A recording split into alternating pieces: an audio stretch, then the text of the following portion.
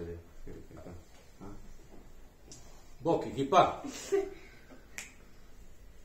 Pozivamo sve da dođete 20.12. na Stari grad Dubovac U 8 sati. I da zajedno s nama pijate i plešite. Biće božnih pjesama, bit će ludo i nezaboravno. Da. Može?